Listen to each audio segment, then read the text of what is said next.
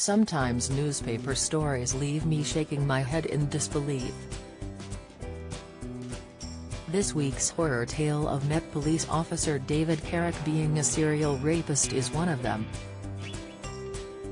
Growing up, we were always taught that whenever you're in trouble, the police will always be able to help.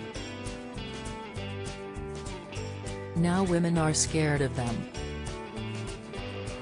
In my childhood village, I was the only girl in a group of lads and we all used to steal a few apples, or as I saw it, we helped harvest apple trees. Our local policeman would give us a look and say, "Don't do that again or I'll clip your ear, and I know all your dads." He was known to us, respected by us and looked out for us. He never did clip our ears. He was everyone's friend, he was never far from our streets and he was rightfully trusted by us all. What has happened to police now? Of course, one bad apple shouldn't spoil the bunch.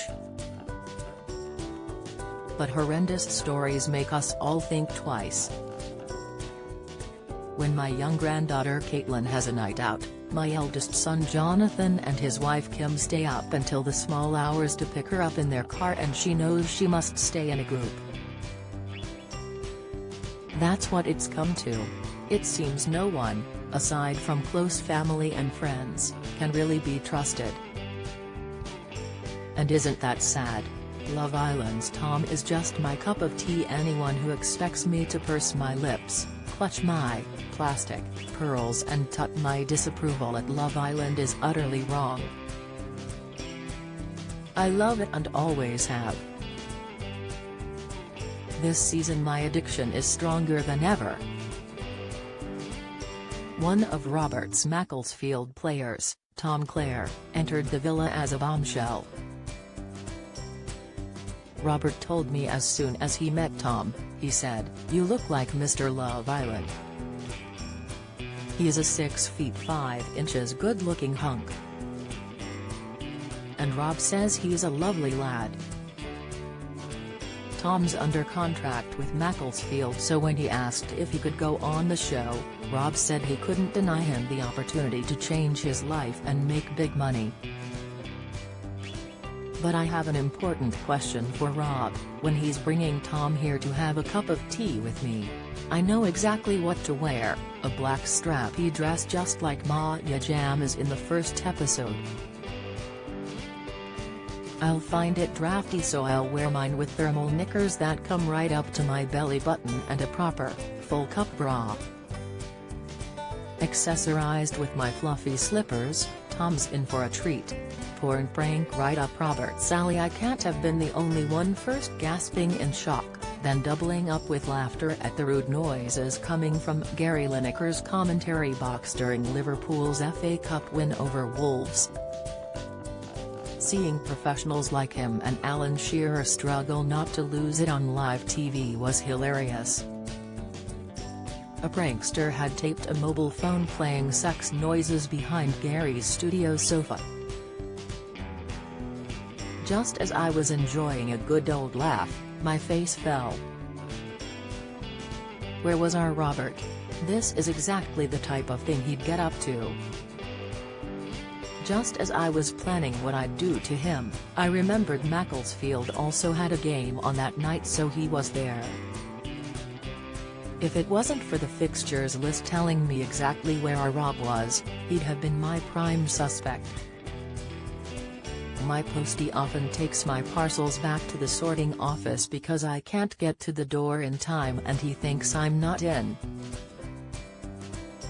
Our Jonathan has done a grand job at driving to the post office to pick up my mail from you.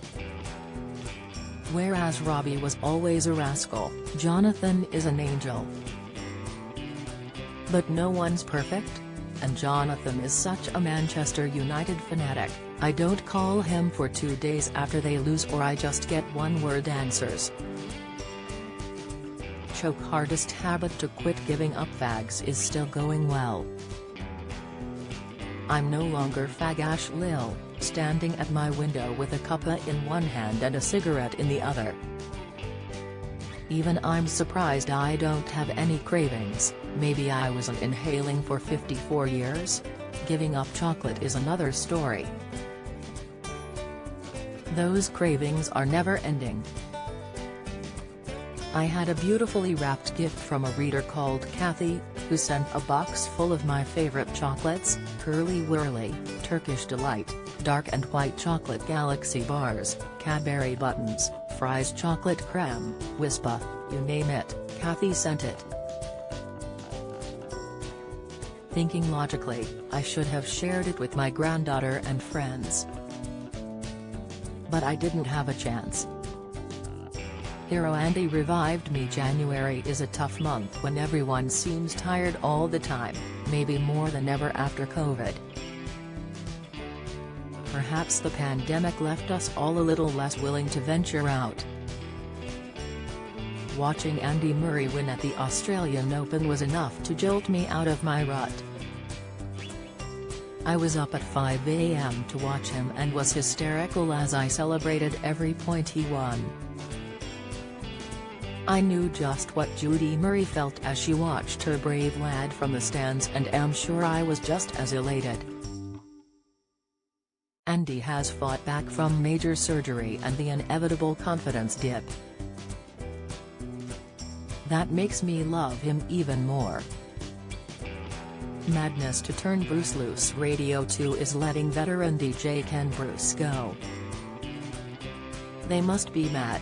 Ken is 71 and Radio 2 has a reputation for getting rid of DJs it believes are too old. Bloody hellfire, what's the matter with people?